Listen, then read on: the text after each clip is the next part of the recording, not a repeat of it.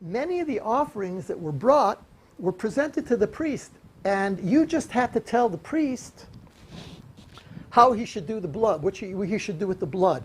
If you were bringing it because you had done something wrong and you felt guilty, there was no confession. You just told the priest, this is a guilt offering, okay? And then the priest knows what to do. Priest is doing something very technical. Whether or not that offering is accepted by God depends, according to the biblical theory in Leviticus, whether or not you are sincere in your confession. But you haven't confessed to anybody. And that's the important thing. So I'm bringing it to God. I did something wrong. I feel bad about it. Okay? And I make my confession on the animal by putting my hand on the animal's head with one hand or two hands, depending on what the circumstances call for. And that's it. Nobody knows why I'm doing it. Okay? But it goes on. This whole offering, the olah, about which I've spoken for, is most likely the earliest form of sacrifice that we had. And it is the festive offering. It is offered on all sorts of occasions, holidays. It's always this olah. There were two other offerings that I want to refer to. One of them is called the asham, A-S-H-A-M, usually translated the guilt offering. The guilt offering was brought by people who felt they had done something wrong but weren't sure of it. No, this is the perfect offering for a neurotic. Okay? Okay?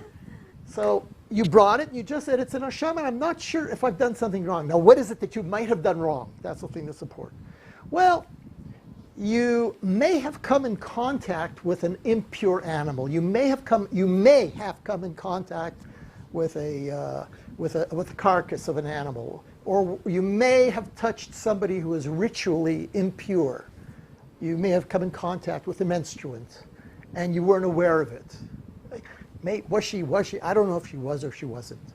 Okay, so there are all sorts of reasons why a person might do that. So you bring this offering, this asham offering.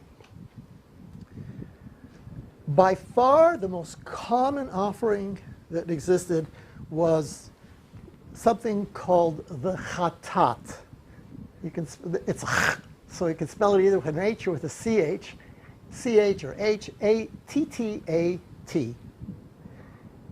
This is regularly translated sin offering incorrectly. It should be translated purification offering. And there's a big difference. Who brings this offering, and when is it brought? You bring this offering if you've buried your uncle, you've been in contact with death. You bring this offering if you've been in contact with an impure animal. You bring this offering if you've stepped on a bug. You bring this offering if you menstruated or if you've been in contact with a menstruant. You bring this offering after childbirth. You bring this offering after any expulsion of semen. So one might say, wow, what does all this have to do with sin? Okay? And feminists really got uptight about this whole thing. Okay? Well, first of all, you're not bringing it because of sin, because most of these things are not sin. In fact, if all of these are the things in life that make you impure, every one of us, every day, is ritually impure. Now, it's not that we're dirty, and it's not that we're sinful. We are ritually impure. What does it mean to be ritually impure? Absolutely nothing, unless you want to go to the sanctuary. If you want to enter the sanctuary, if you want to enter the temple, it's like visiting Great Aunt Bertha's house, okay?